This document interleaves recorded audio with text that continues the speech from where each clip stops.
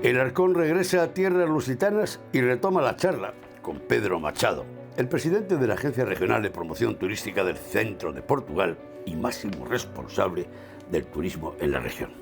De su mano, conoceremos nuevos espacios culturales del país vecino, cuya oferta patrimonial tiene muchas similitudes con Castilla y León. Tras recordar una parte del primer programa en el que Viriato fue un nexo de unión, visitamos esta vez lugares sorprendentes y abordamos algunos contenidos en distintos puntos de la geografía del centro de Portugal. Entraremos en las aldeas históricas portuguesas, un auténtico arcano cultural como Liñares da Beira con su castillo sobre un enorme macizo granítico. Y en la serranía de la Beira entraremos en Trancoso, donde disfrutaremos con la profunda huella judía reflejada en su arquitectura medieval y en su oferta museística dentro de un trazado amurallado.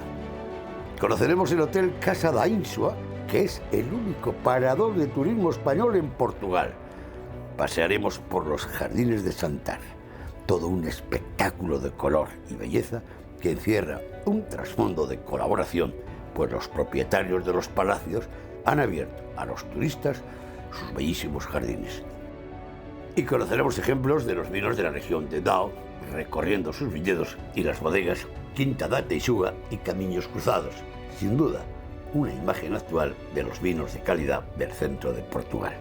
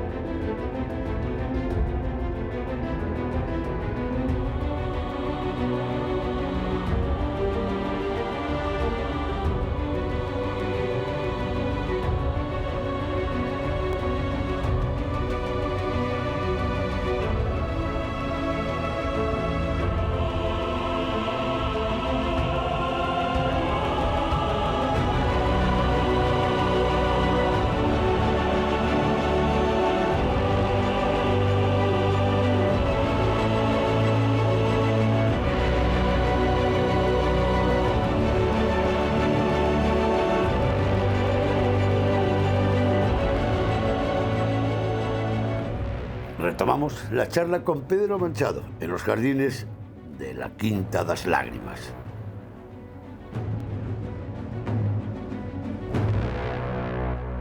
Hablando de amor, cuando hablamos de en Castilla y León, Zamora, Salamanca, la raya, la cultura rayana, la relación con Portugal, siempre decimos que hay mucho amor. ¿Existe ese amor, esa relación entre Castilla y León y la región centro de Portugal? Existe una bellísima relación entre el turismo centro de Portugal y el turismo de Castilla y León. La última vez que has estado con los responsables del turismo... Con Estrella, nos habíamos estado en Coscorrita, habíamos andado un poquito de barco por el Douro Internacional, habíamos mirado el centro de interpretación de la naturaleza, que es muy rico, muy importante, y estamos belísimas relaciones con Castilla y León y belísimas relaciones con Extremadura. Pedro, como sabes, este programa es un programa que se emite en la televisión de Castilla y León, en el canal 7, y nos están viendo muchos habitantes de Castilla y León. Visitan la región centro de Portugal. ¿Eclipsa mucho Lisboa, el Algarve y Oporto a esta parte de los destinos turísticos portugueses?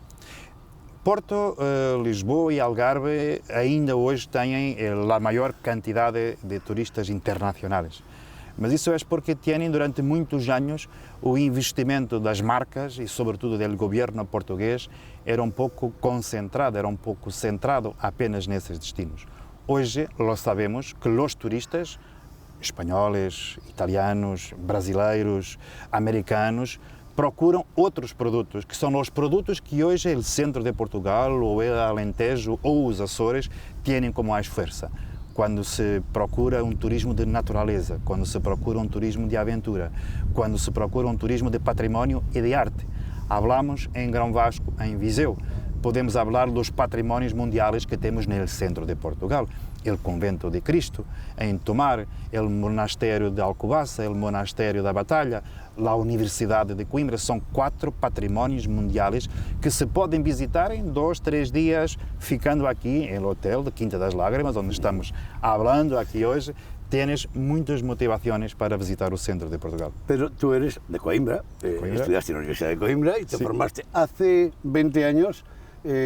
Sabíamos que Coimbra y la región centro iba a apostar por el turismo. Há 20 anos atrás, a aposta de turismo era não tão forte. Para termos uma ideia, a Universidade de Coimbra, 2018, ha recebido pagantes mais de 500.000 turistas estrangeiros. 500.000. Há 10 anos atrás, a universidade tinha praticamente 90, 100.000 visitantes. Ha cambiado por 5 vezes mais em 2018, o que significa que estamos redescobrindo o centro de Portugal e, particularmente importante, estamos sendo uma alternativa ao turismo mais massificado que tens na capital, em Lisboa, o que tens no Porto. Hablando de turismo, importante, Fátima está en la región centro, turismo religioso. ¿Sigue moviendo mucho turismo religioso, Fátima? Es muy rico. Fátima es conocida como el altar del mundo. Fátima recibe por año 7 millones de visitantes, o que é uma cifra fantástica. E neste momento estamos trabalhando com Fátima para uma rede de cidades santuário de todo o mundo. Fátima, Santiago de Compostela, Lourdes, em França, Czestochowa, na Polónia, Roma, em Itália, e por isso estamos trabalhando uma rede de todas as cidades que têm turismo religioso, sobretudo turismo mariano, para poder aumentar esse fluxo. Mas não é só o turismo de Fátima, não é só o turismo mariano. Claro. Temos o turismo judaico. Claro. E o turismo judaico é muito importante para nós outros.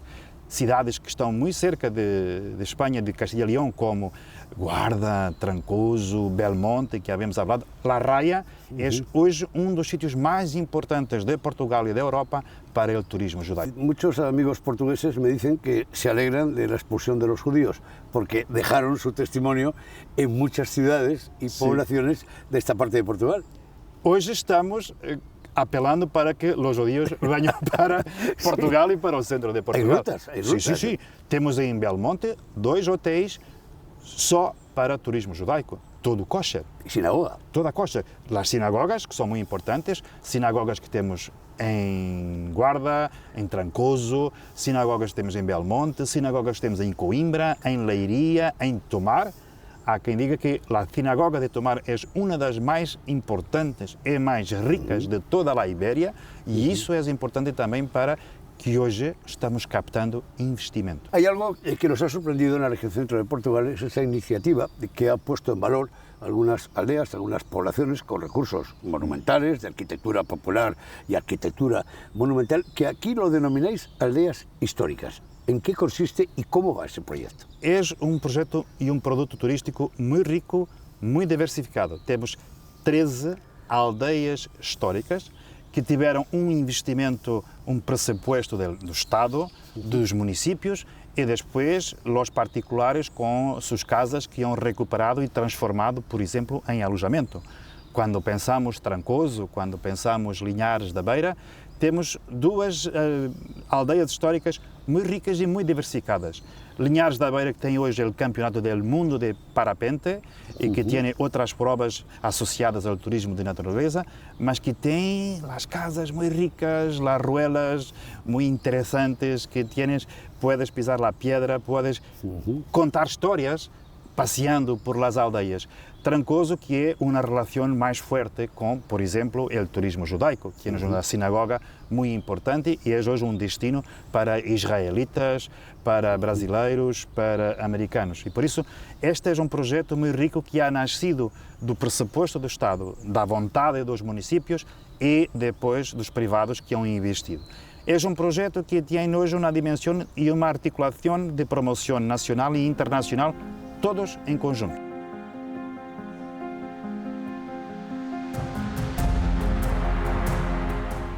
Muy cerca de los jardines de la Quinta das Lágrimas, donde charlamos con Pedro Machado, se encuentra el monasterio de Santa Clara de Coimbra, situado en la margen izquierda del río Mondego. Casualmente, la proximidad a su cauce y las sucesivas riadas y desbordamientos a lo largo de los siglos acabó por abandonar.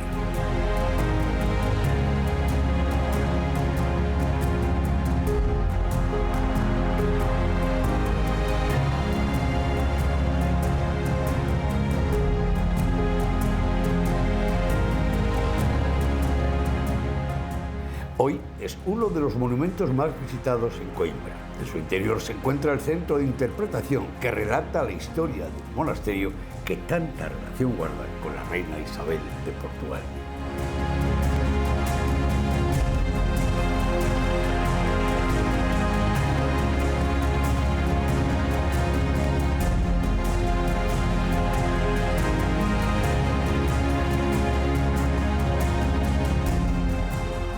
Nos trasladamos ahora a Linares da Beira para escuchar a Dalila, la coordinadora de la iniciativa Aldeas Históricas Portuguesas, una apuesta en valor de los conjuntos urbanos medievales que se han convertido en un reclamo cultural muy visitado por los turistas.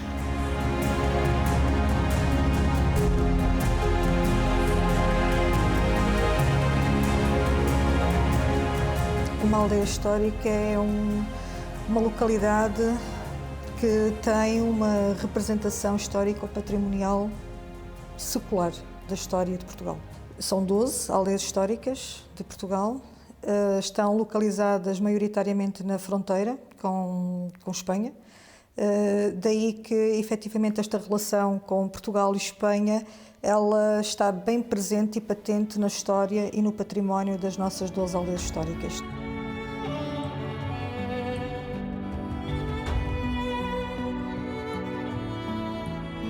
Isto foi um projeto que iniciou na década de 90 e o nosso Estado português, portanto, também contribuiu e muito para o surgimento deste projeto. Precisamente por causa da valia histórica patrimonial destas aldeias históricas, o Estado sentiu a necessidade de criar um programa para proteger e salvaguardar este património e identidade destas localidades.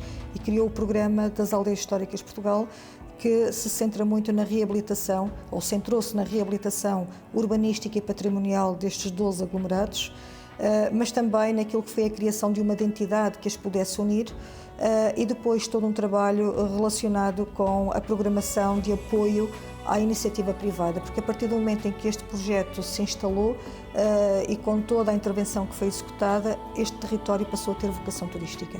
Portanto, e naturalmente que para se considerar o que é uma aldeia histórica, desde logo, ela tem que ter, ou na data, teria de ter um conjunto patrimonial de elevada valia, classificado, não podia estar adulterado.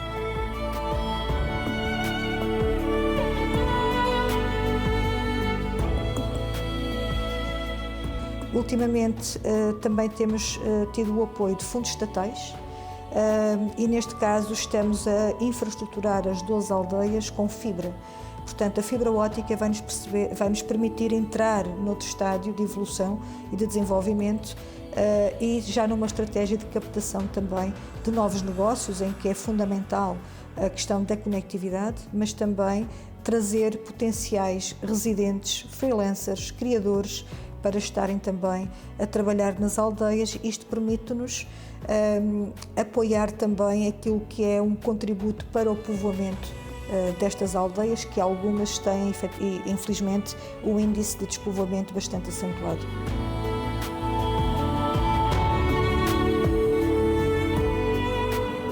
E, de facto, esta é uma rede composta com cerca de 80 associados e todos nós temos vindo a trabalhar dia após dia para elevar esta rede das aldeias históricas, para atrair cada vez mais pessoas de uma forma sustentável, porque é assim que queremos estar. Não queremos massificar aquilo que é o turismo nas aldeias. Quem visitar as aldeias históricas tem que perceber aquilo que nós temos, a nossa cultura, tem que respeitar quem reside, quem trabalha nas aldeias.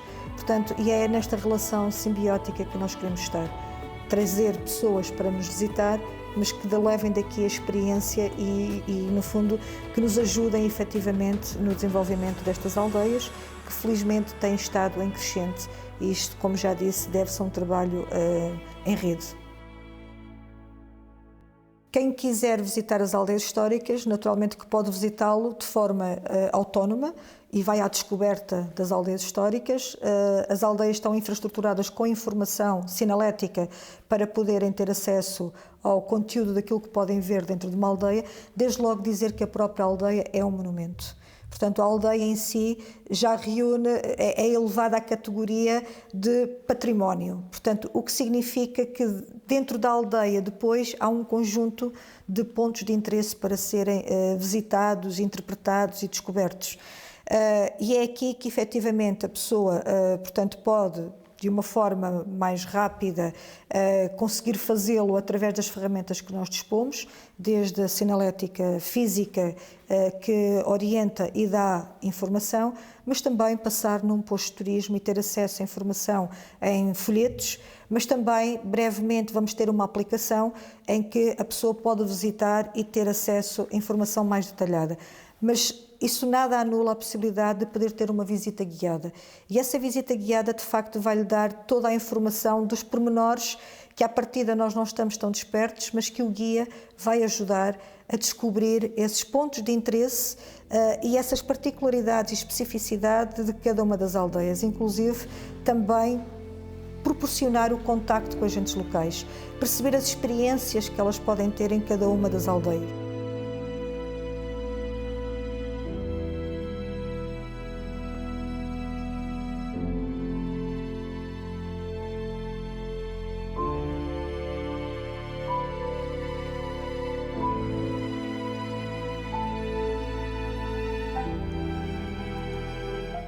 El arqueólogo Antonio Marqués nos describe el centro histórico de Liñares da Beira, un ejemplo de aldea histórica.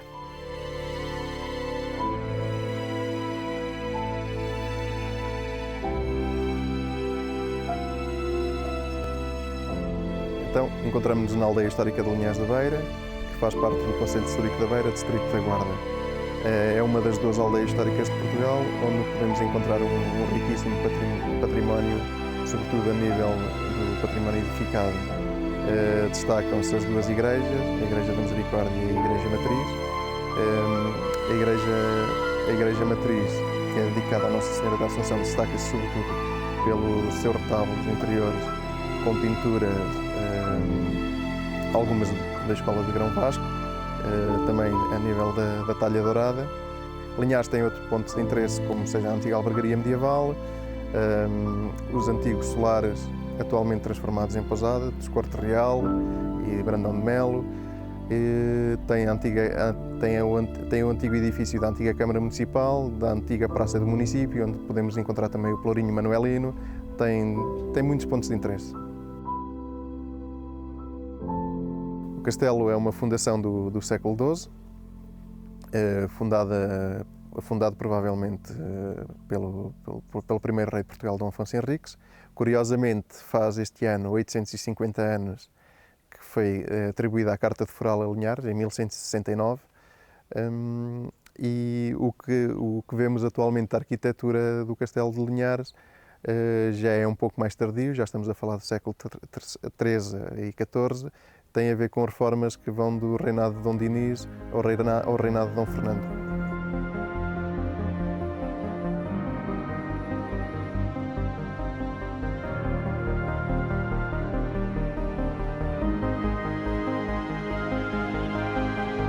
Escuchamos ahora a Carla Marqués, que nos describe el centro histórico y el castillo de la Villa Murada de Troncoso, otro ejemplo de aldea histórica.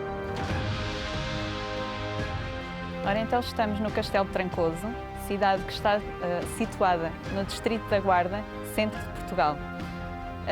Nesta cidade recebemos, em 1282, as bodas do casamento de Dom Dinis com Dona Isabel. Aqui então foi celebrado. Também no campo da feira podemos observar todos os anos, no mês de agosto, a Feira de São Bartolomeu. Feira esta que será uma das feiras francas mais antigas do país. Portanto, em 1273 é criada por Carta Régia pelo nosso rei. Podemos também depois entrar na cidade amuralhada, digamos assim, pelas portas principais, que são as portas del Rei. Teríamos 4 portas, neste momento são 3 as mais importantes, mas a mais importante é sem dúvida as portas del Rei. Acima da porta temos um brasão e nesse brasão podemos verificar que temos uma águia, a águia que simboliza as vitórias das batalhas que aqui foram travadas, e temos também um castelo. Este castelo quer dizer que a cidade está protegida, está guardada. Temos também a estátua em frente à Câmara Municipal de Trancoso, a estátua do nosso bandarra, Gonçalo Anos Bandarra, que é o nosso herói, digamos, o herói local aqui de Trancoso. Ele foi famoso pelas suas profecias, pelas suas trovas. Ele nasceu no século XVI, falou muito sobre o Antigo Testamento, falou muito com os cristãos novos sobre o Antigo Testamento, sobre o Messias que um dia ainda havia de vir. Previu algumas coisas do futuro e pelo menos interpretamos desta forma e por isso ficou famoso. Foi perseguido pela Inquisição em 1541, foi levado então ao auto da fé por fazer esta interpretação da Bíblia. Em relação a ele, temos esta estátua e temos uma casa de homenagem, é a Casa do Bandarra, assim conhecida. Lá podemos ver algumas coisas relacionadas com ele, como por exemplo um vídeo, um documentário de pessoas mais velhas que falam sobre o Bandarra, quase como se ele vivesse connosco atualmente e ele já viveu há mais de 500 anos atrás. Portanto, está muito presente a história do Bandarra. Então, temos uma parte bastante importante na zona histórica de Trancoso, a parte da antiga judiaria. Sabemos que era ali localizada porque temos várias marcas do criptojudaísmo, da altura do criptojudaísmo presentes, algumas cruzes, o nome de Jesus escrito, por isso podemos saber que aqui realmente era a parte apartada, a judiaria, e também pela porta estreita e pela porta larga, que aqui nesta zona conseguimos encontrar com muita facilidade. A porta estreita para a habitação dos cristãos novos, dos judeus, e a porta larga para o estabelecimento comercial, porque maioritariamente aqui em Trancoso eles eram comerciantes. A Rua da Alegria é das ruas mais conhecidas de Trancoso. Aqui vem muita gente propositadamente para ver esta rua, por 2 motivos, porque era uma das ruas mais frequentadas e onde viviam muitos judeus e por isso temos algumas marcas judaicas nesta rua, e também pelas suas flores. Esta rua está repleta de flores, de hortênsias, que na primavera fica simplesmente fantástica, bonita.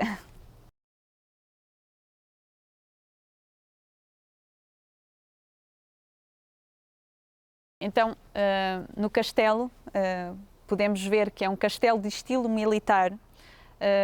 Começou por ser unicamente uma torre defensiva, onde na altura dos mouros eram guardados os sacos feitos por eles. Depois, mais tarde, no tempo de Dom Afonso Henriques, foram crescendo as muralhas e podemos verificar que aqui existem 5 torres, um poço cisterna, a Capela de Santa Bárbara, já destruída, e também um anfiteatro de Santa Bárbara.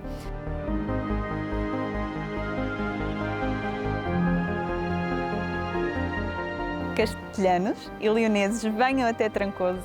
Aqui temos a história em todas as ruas, vive-se a história pura. É um sítio muito bonito, muito calmo, com o castelo, com a judiaria, com bandarra. Portanto, temos muita coisa para ver. Venham, esperamos de coração.